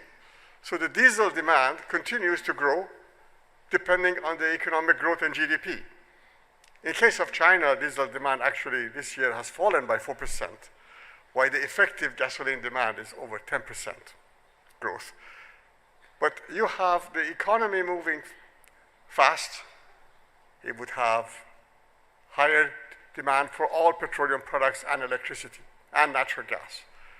But even if the economy doesn't grow very fast and the price of oil is low, you have a boom in gasoline demand. And I think this is something that was brought up in Mr. Singh's presentation, but I want to leave this with you that this is the most significant change in the refining business is going to be that gasoline is going to be much more important than diesel. As long as the economies grow very well, diesel is fine. But if the economies slow down, diesel demand will slow down, but not gasoline demand when the price of oil is low. If the price of oil goes to $70, $80 again, that story is over. But at the levels that we are, we have a global revolution on gasoline demand. Second point is that actually today, for a period of time, there are no big new refineries coming to the market. Between 2015-16 and 2019-20, almost nothing comes in. We have the Vietnam refinery that Mr. Al-Dahari mentioned, which is a joint venture of Kuwait Petroleum International in Ilbitsu. We have a Star refinery in Turkey, but not very much coming in. Basically, if you look at Paradip was the last major refinery in the market. No new refineries have been finalized in China since 2015, and no new refineries are FID'd in India who can come in that period of time. And interestingly, no new refineries in the Middle East. In the Middle East, you have the big expansions in Kuwait that you heard. You have a Jizan refinery in Saudi Arabia. You have now firm plans for another refinery, Ruwais 3 refinery in Abu Dhabi. These are the ones which are firm, and they will come later. But for a period of time, you have actually a period that refining margins could enjoy reasonable margins and reasonably stability. The only threat to refining business are the refiners themselves. When they see something is good, they run everything at 100% and they bring more products in the market. So that is already happening. Everybody is running, increasing crude runs and running more refineries, more crude in the refineries, bringing more products. There is also the problem of so-called teapot refineries in China. There are 3 million barrels per day of low-quality refinery in China, which we all assumed was going to close and go away. As a result of direct government policy, it's not dying and it's not going away. In fact, it's being expanded, upgraded. So it's like suddenly we found 3 million barrels per day of capacity that we didn't know existed. Utilization rate of these capacities were only 30%, and now it's 55%, and it's rising more. So more refineries are coming into China without anything new being built, which means that the major Chinese companies are losing market share inside of China, taking their products and coming outside and negatively impacting the refining margins. So you have this issue of the Chinese refineries coming to international market, which would affect our margins. In this part of the world, we have refineries also closing. We have 1.4 million barrels per refining capacity closing in Japan. Japan is an unusual market because in Japan, you have population which is declining and get aging. So the demand for petroleum products always goes down. Doesn't matter what level GDP is, the demand always, a totally different situation to India, where your demand automatically goes up and there is no end to it, no end in sight at the moment. But in Japan, the demand is falling, so they're closing capacity. But one of the more spectacular changes is what's happening in Australia. In Australia, they have closed half the refineries. The demand is not growing, but they close the refineries and import refined products. International majors basically are not crazy about the refining business. So, Mr. Pradas, it's not that they're not coming to India, they're not going anywhere. They would like to get out of refining and only keep some strategic high-quality refining because they see that refining business is a cyclical business. And they rather put their money in something which was upstream business to places where they consider to be very, very profitable long term. Why do they want to do this? Because they see the refining business is being taken over by either the government-owned companies in developing, in importing countries and in exporting countries, or if there are private sector companies, they have to be backed by the governments. So in that environment, they say, there is not big room for me as international majors, and I am checking out. You have the entry of the Russian companies into this region, with Rosneft entering, purchasing half of SR, and also being on the brink of signing a grassroots refinery construction in Indonesia, refining a petrochemical venture in Indonesia. First time that you see the Russian companies coming in. The Middle East countries still have a heavy footprint in the downstream business in Asia, but whether they will do more or not, that is to be decided. So you have actually, without the demand growth, you have additional room for refined products in some of the countries, particularly in Australia, where we believe sooner or later all Australian refineries will close. And there would be 800,000 barrels per day of import of products, which will be taken from this region. I want to emphasize one point which was brought up again by several speakers. The IMO regulation is like a nuclear bomb for the refining industry. And I don't think many people still haven't really gotten the message how important and significant it is. That you have to come up with 0.5% material, whether it's diesel, marine diesel, or fuel oil. And that would get you a premium, we believe, close to 50 ppm diesel. So from something which is below the crude price to something with a huge premium over the crude price. Prices of high sulfur fuel oil will collapse as a result of IMO after 2020. Cracking economics becomes better. Everything, all the relationships that we know in this business will change. But the reality of the market is this today. We are short of gasoline and we have too much diesel. Okay? You may say in India the diesel might be balanced, but in the market we have 1 million barrels per day or more ultra low sulfur diesel, which is above the demand. But gasoline, we are short and short and short. What's going to happen to diesel? I think the diesel is going to be used in a way to satisfy the IMO regulations, although we are surplus of low sulfur diesel, but short of high sulfur diesel that we need for bunkering. But that diesel, extra diesel, I believe will get absorbed in the rearrangements that the refiners will have to undertake to make sure that higher sulfur diesel would be available for marine diesel. But on the gasoline front, as long as we can see for the next 10 years, we're going to be short. So the only way that we can supply gasoline in this market is either you build more inside this region or you bring it from America. If you don't build anything inside this region, gasoline will have to be imported on a large scale from the US to Asia. It's a far distance, but unless it's going to be built inside this region, it will have to come from Asia. So because of that, I'm a major supporter of this new joint venture agreement, which was signed, MOU, which was signed today, because it provides an angle not only for the domestic market, but a very useful product for the export market. I want to leave you with these thoughts, that we have a very interesting situation because gasoline is going to rule the market, and we're not going to make enough of it. Despite all the refineries in the Middle East, we're still going to be short. But please put your emphasis more on gasoline in the future and less on diesel. We have enough diesel, and the markets will still grow, but not at the same speed as the gasoline demand will grow. And think about all the things that you can do, all the imaginative ways that you can do inside the refinery to be able to come up with the right product for bunkering at 0.5% is only 3 years in front of us. We don't have 20 years or 15 years or even 5 years. It's only 3 years.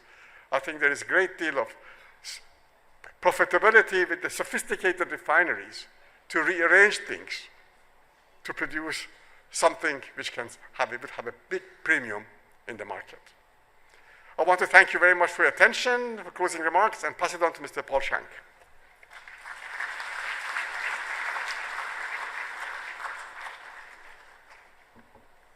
Thank you, Dr. Fishraki.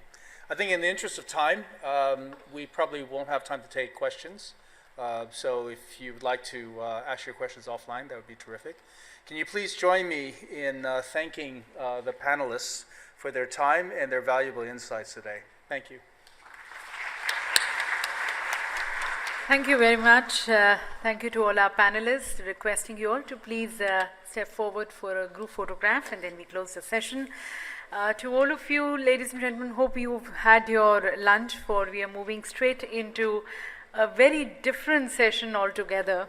So remain at your respective seats. We have the motivational talk now, and 3:30 we are expecting the Honorable Finance Minister joining us for the valedictory session. Can I request our photographer, please?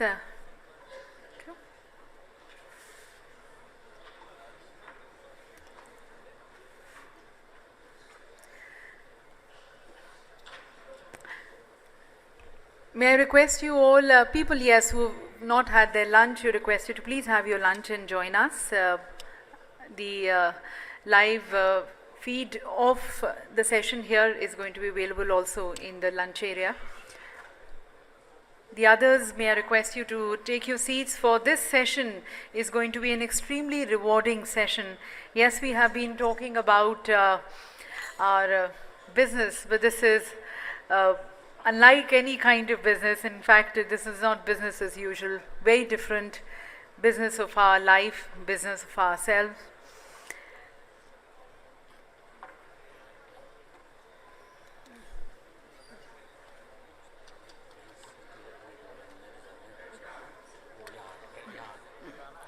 Now, because we are going to be moving straight into the next session, which is a valedictory session, wherein the Honorable Finance Minister is going to be presenting the Petrotech Awards. So, request to the awardees, there have been seats which have been marked for you, the first 2 rows. You requested to kindly take your seats on those rows, and that's going to help your easy facilitation of yours moving to the stage, accepting the award, and then moving down. Just a request to the awardees, I'll just briefly tell you, because probably we will not get the time to brief you of how to move on the stage. You're requested to move on the stage from the steps which are right in front of me. The Honorable Finance Minister, our Honorable Minister, and the other distinguished dignitaries are going to be standing in the front. As you accept your award, we have our official photographer who's going to be taking your picture. You are then requested to move in front and disembark the stage from the other side. And once you have disembarked, you're requested to take a complete round from the aisle. Any given time, you're requested not to come in front of the head table and not to walk across. You're requested to take a full round from the aisles and back at your respective seats. So that's a very humble request to the awardees that will help the maintaining the seamless inviting of the awardees on the stage and the entire award ceremony. In case you have any doubts, we have our representatives who can guide you, but request the first 2 rows to be kindly be vacated for the awardees.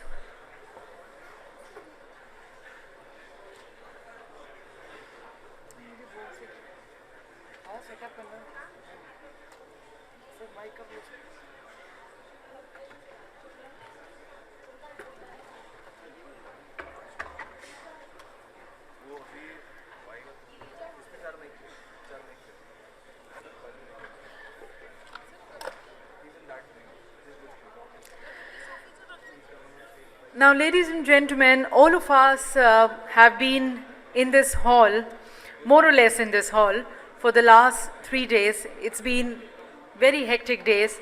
And even if we look at our lives, how we have in fact made our lives, running from pillar to post, trying to be successful, stressful lives, targets to be fulfilled, commitments to be delivered.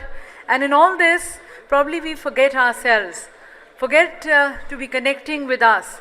Forget about our own happiness. So we have Raj Yogini Brahmakumari, Sister Shivani, who in fact, like many of you, is an engineer. She is an electrical engineer, but she is on the path of spreading happiness and bringing happiness to the lives of people. Through her message, she's going to be talking to us how to maintain that work-life balance, how in this stressful life to de-stress yourself, how in this life where there are targets to be met, where continuously you are pushed to the side, how to be calm, how to be composed, and in all that, not only be happy from inside, but spread this happiness to the world whom you meet. As many of you might be knowing that Indian Oil Corporation Limited in fact had also launched a program, Happiness for Wellbeing, that has been the brainchild of the chairman of Indian Oil Corporation, Shri B. Ashok. Sister Shivani had in fact launched this program, and she's here with us now to lead us or guide us and feel happy from inside, de-stress ourselves, and take this happiness also to the world. Ladies and gentlemen, Sister Shivani.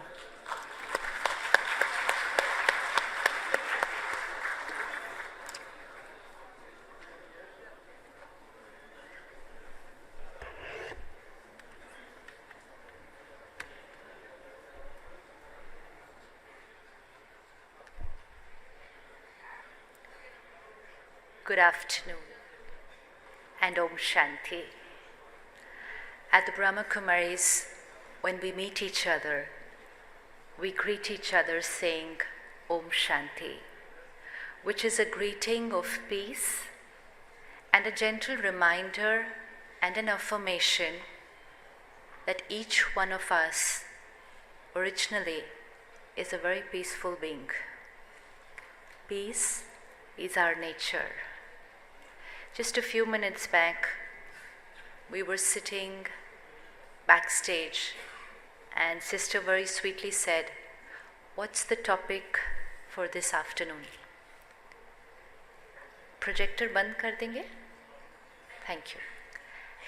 And Dr. Sharma said it's stress management. I would like to ask you a very simple question. How many of you feel that you experience stress? हाथ उठाना पड़ेगा. How many of you feel that stress is a very normal and a very natural part of today's life? And how many of you feel and believe that a little attention and we will be able to shift from stress to being very peaceful, calm and relaxed? Acha, it's possible? It's really possible? If it's really possible, then we need to pause today and ask ourselves, अगर आराम से जीना possible है तो परेशान होकर क्यों जीते हैं? क्यों जी रहे हैं? What is the reason? If something can be done at ease, with simplicity, why are we doing it in a very troubled and disturbed manner? How many of us get angry once in a while?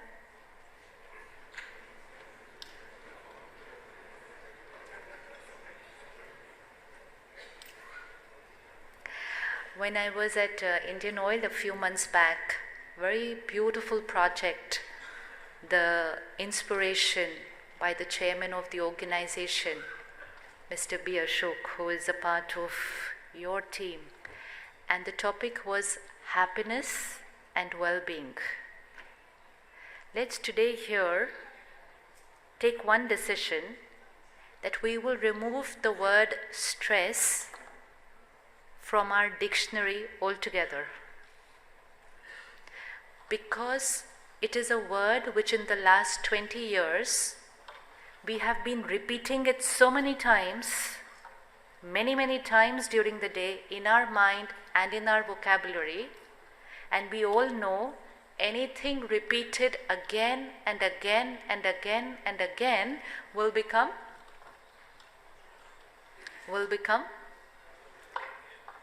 and then when we go back home in the evening, we find our children using the same word. And now recently, the word has changed. Aajkal we don't use the word stressed. There are children today who feeling low once in a while say, "I'm feeling very depressed today." Depression, a chronic illness, has been used just for a state of mind. If we don't stop here, very soon we will start getting used to using the word depressed, and very soon we will make it our destiny, our reality. India mein, and in a lot of other countries, we all believe in the power of chanting. We all believe in the power of mantra. What is mantra? a very high energy, positive word repeated again and again and again and again will ease the mind, relax the mind, and create a very peaceful destiny. Mantra means a high energy word. If we can repeat a high energy positive word and create results, what will happen when we repeat a high energy negative word? High energy negative word. I'm very stressed, I'm very stressed, I'm very stressed, I'm very stressed, I'm very stressed. This is our mantra. Let's change the mantra and say I'm very happy. कह देते हैं, नहीं भी है तो भी कह देते हैं. It's a thought, it's a word. Even if we just start creating that, the energy of the mind will change. Let us ask ourselves today, why do we get angry? Anyone wants to share? Why do we get angry? Why do we get angry? Why do we get angry? Yes? Why do we get angry? Anybody? हाँ जी? हमारी expectations ज़्यादा होती हैं या कहें situations and people don't meet up to our expectations. When people and situations are not the way we want it to be, it's a simple programming in the mind. When people and situations are not the way we want it to be, we have told ourselves that getting irritated or getting angry is normal. Let's ask ourselves a simple question. Is it possible that people and situations will always be the way we want them to be? And forget people. Is it possible that our children are always the way we want them to be? How many of you have children who are exactly the way you want them to be, always? So simple realization, if my children cannot be the way I want them to be, then how is it possible that when I go to work, people coming from different backgrounds, different families, different personalities, different sanskars, how is it possible that they are going to be the way I want them to be? Because they are going to be the way they are. Each of us is carrying sanskars, our nature. Each being is carrying different sanskars. If I program myself saying that I'm happy only when people have the same sanskars as me, then happiness is going to become a rare. We are going to live and work with people who are going to have different sanskars. Let's take a simple word, sincerity. People are sincere, but their definition of sincerity and our definition of sincerity will be different. People are punctual, but their definition of punctuality and our definition of punctuality will be different. If this program is at 3 o'clock, then there will be different definitions of punctuality. For someone it could be, if a program is at 3, I should reach by 2:45, punctual. For another person it would be, program is at 3, I will reach dot 3, punctual. For someone else it would be, program is at 3, acha. They might reach by 3:10, 3:15. Which of the 3 is right? Which of the 3 is right? 2:45, 3 or 3:15? Which of the 3 is right? 2:45, 3, 3:15? If we raise hands, we'll have 3 set of hands. 2:45, 3, 3:15, depending on what is your sanskar. Now the one who comes at 2:45 looks at the one who comes at 3:15 and says, I just can't understand you. How can you come 3:15 for a program at 3? And the one who comes at 3:15 is going to look at 2:45 and say, I just don't understand you. You have nothing better to do. You come 15 minutes before a program. And then we can just look at each other and say, I just don't understand you. And say, even I don't understand you. This can be a husband and wife. This can be a parent and child. And this can be people we work with. We just look at each other and we say, we can't understand them. And they look at us and say, I can't understand you. Because we're carrying different sanskars. Our sanskars were different, are different, and will always be different. Now we need to only ask ourselves that every time I'm interacting with a person who has a sanskar which is different than me, am I going to get irritated and angry only because they are not as per my expectations? Because if I get angry and irritated, I am depleting valuable energy here. I'm depleting valuable energy. I am just letting go of my happiness. It's going to affect my health. It's going to affect my relationships just because the other person did not have the same sanskars as me.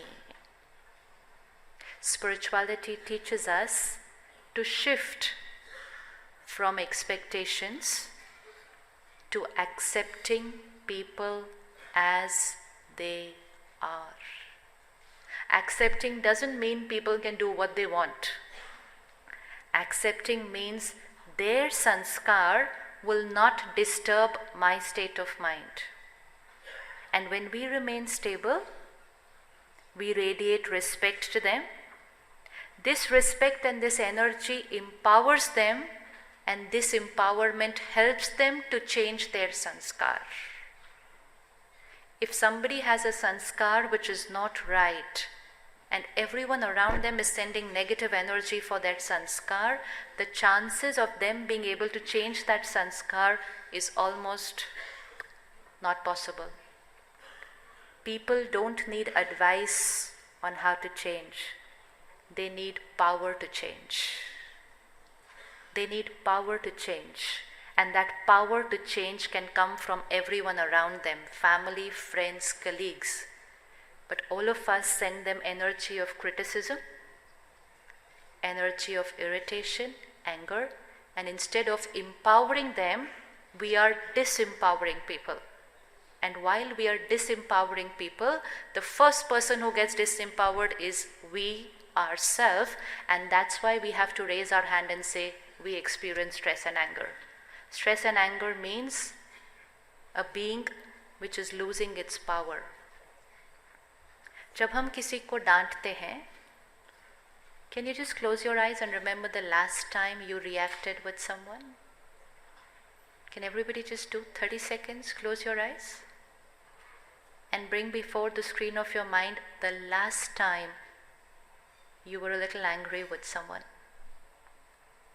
The same situation, the scene, their behavior, and my reaction.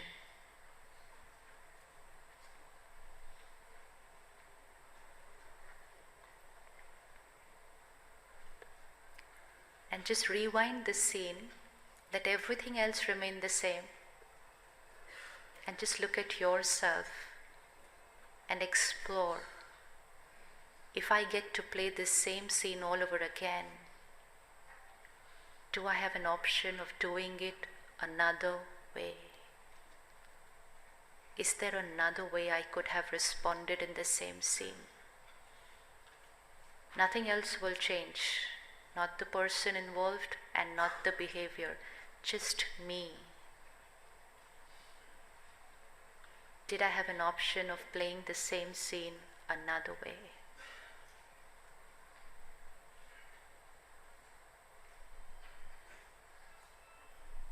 How many of you feel we had an option of doing it another way? Another way? Yes?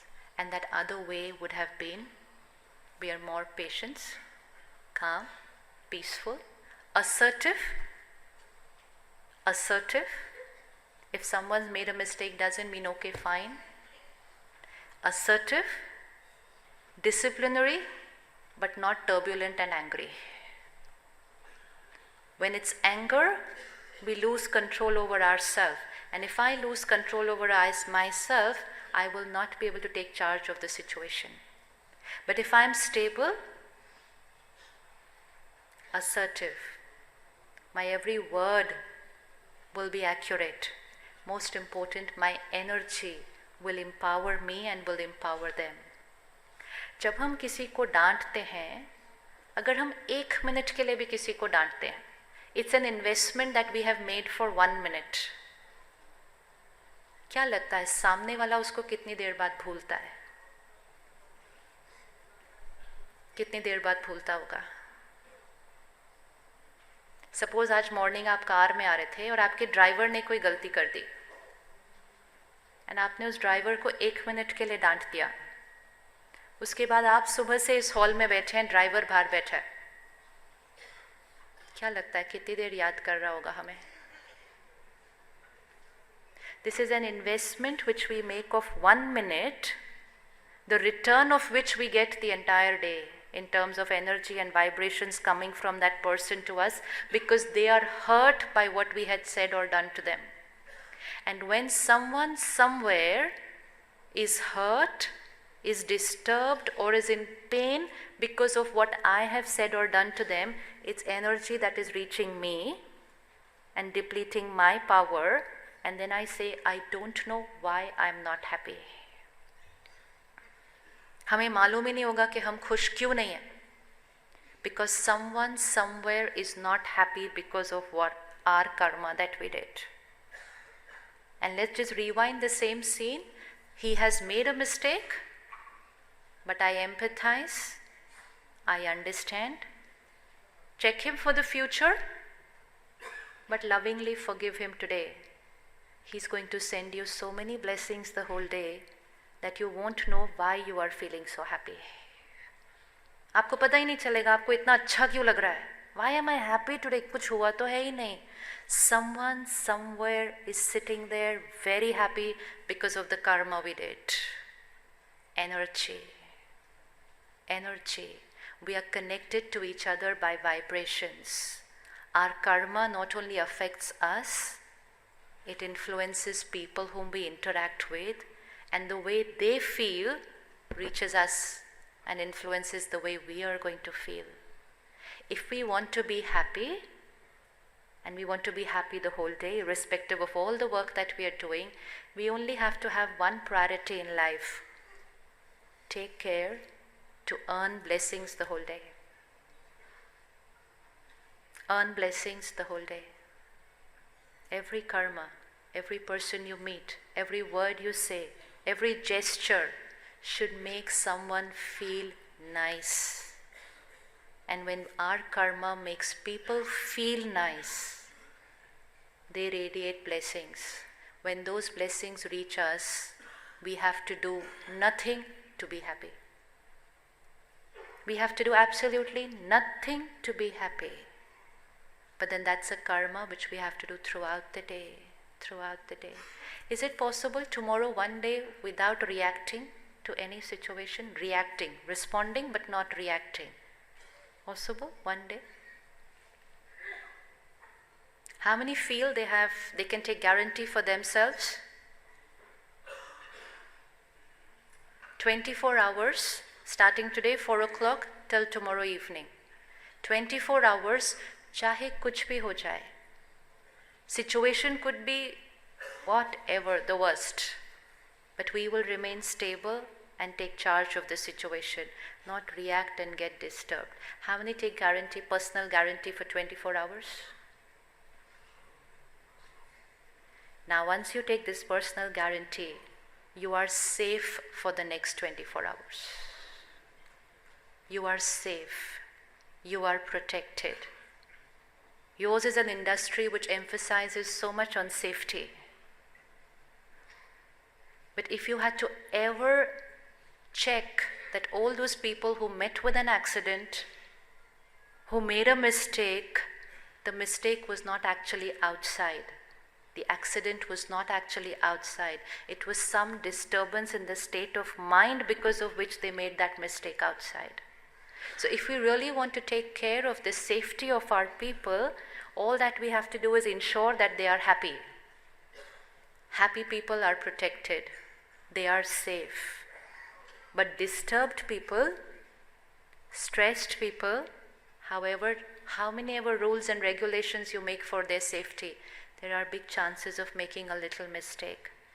And if we want our entire team to be happy, it will have to start from the top leadership. It will have to start from the top leadership. That if the top leadership is stable and calm, accepting and forgiving, then that's the vibration that will percolate down to the entire organization. It's a ripple effect. A leader is like a mother of an organization. Don't go back tomorrow as a CEO, an MD, a director. Go back as a mother to the people who work for you. Nurture them. They are, most of them, coming to you in pain every morning. Everyone has a baggage with them. किसी के घर में कोई ना कोई छोटी बड़ी problem चल रही है. किसी के घर कोई बीमार है, किसी के घर पैसा नहीं है, किसी के घर बच्चे की शादी नहीं हो रही. With all that pain they come to work. And if they would get love and nurturing only from your vibration, what you feel for them, then when they go back home in the evening, they're going to be happier than what they came in the morning. That should be the aim of an organization. My people should go back home happier in the evening than what they came back in the morning. If they go back happy in the evening, next day morning they will come happier than today. It's a cycle. लेकिन अगर वो cycle stress की तरफ चला गया, that if my people are going back home in the evening stressed, तो घर जाके उनके झगड़े होने के chances बढ़ जाते हैं, and then next morning they come a little more stressed than yesterday. It's a cycle.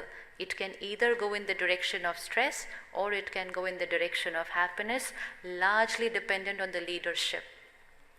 Mother accepts her children, nurtures her children, and loves her children unconditionally. That should be the leader of an organization.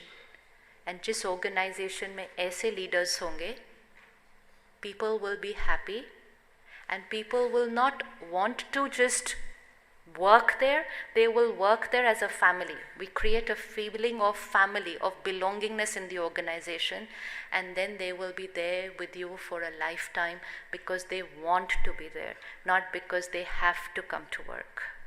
There's a lot of difference in the energy with which we come to work.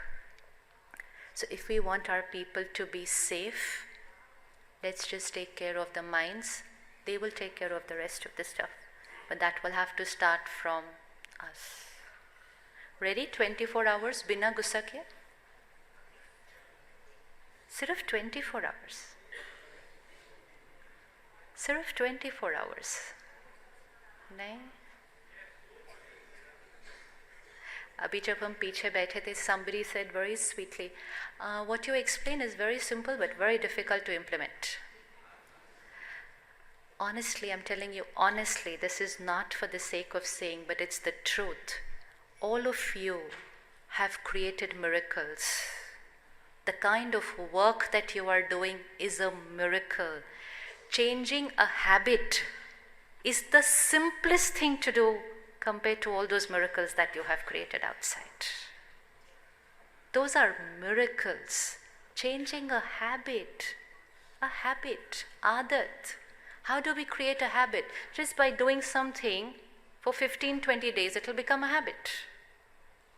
कुछ भी 15-20 दिन कर लो, becomes a habit. थोड़े दिन के लिए उसको एक अलग तरह से कर लो.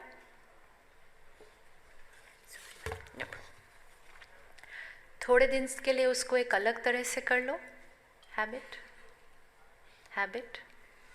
It's only aadat, habit. All that we have to do is few days attention that today, come what may, this is how I'm going to respond to every situation. After every 1 hour, pause for a minute and check, was I right in the way I was being with everybody? All of you have a diary.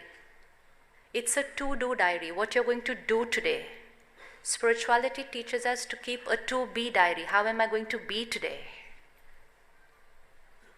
How am I going to be today while I'm doing all these things? So in your diary, 9 to 10, meeting.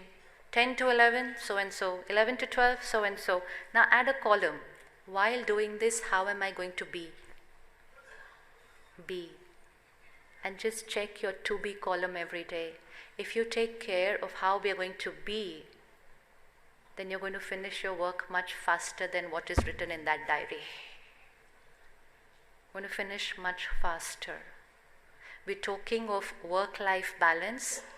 There is nothing about work-life balance. It's all about the balance inside here.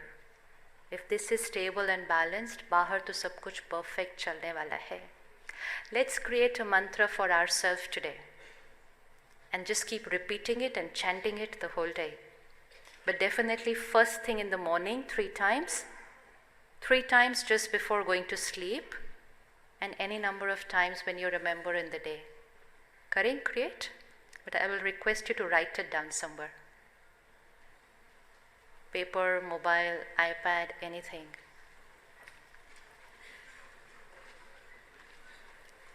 This will be a general thing, and then you can add whatever you want, personal, specific to your life. I am a happy being. I am a happy being. Happiness is my nature. I am a happy being. Happiness is my nature. My every thought, feeling, and words. My every thought, feeling, and words is full of love, respect, and acceptance for all. My every thought, feeling, words, full of love, respect, and acceptance for all. I am an angel to everyone I meet.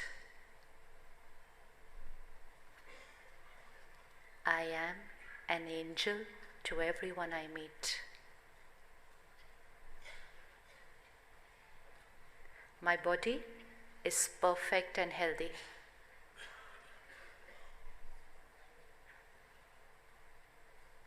My body is perfect and healthy. Every cell of my body is full of love and happiness.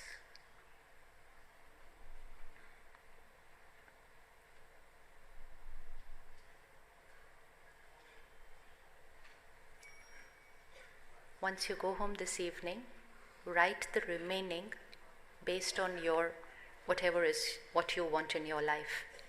If you just look at this mantra, it is saying I am, even if that is not a reality in your life right now.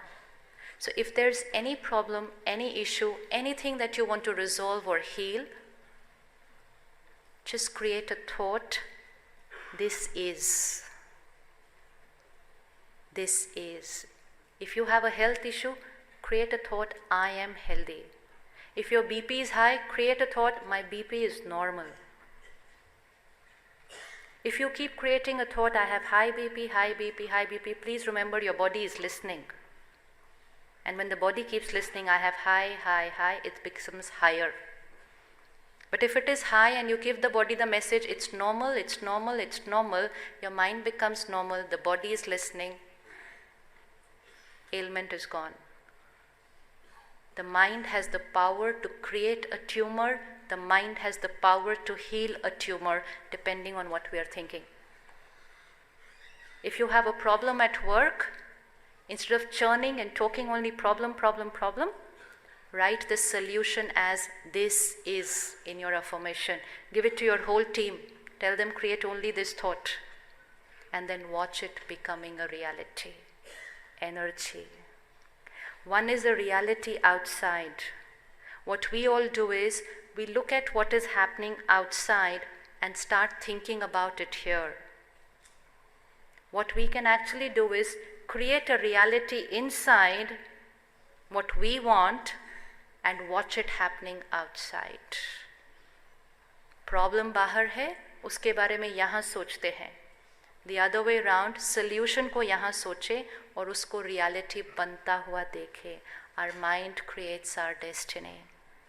So stress is out, anger is out. Next 24 hours.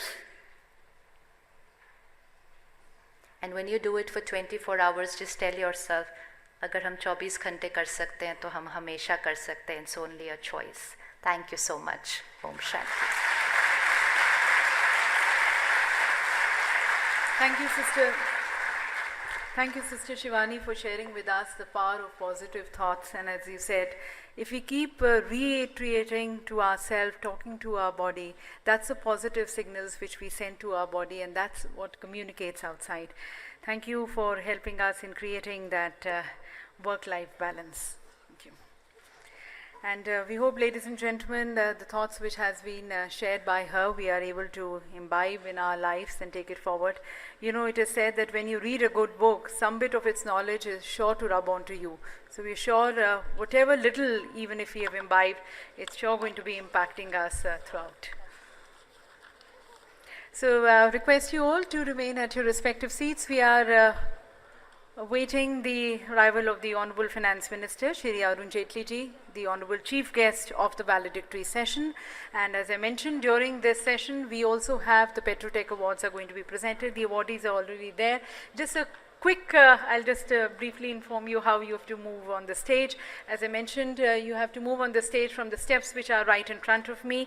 Accept the award. We have our photographers who are going to be taking your picture. You're requested to disembark the stage from the extreme, my extreme right-hand side, from the other side of the podium. And take a complete round. You have to move from the aisles and then back at your respective seats. You're requested not to cross the stage. In any case, also, the photographers are going to be standing, so it's going to be quite a bit of confusion here, so request you to take a quick, complete round, move from the aisles and back at your seats. That's a very humble request.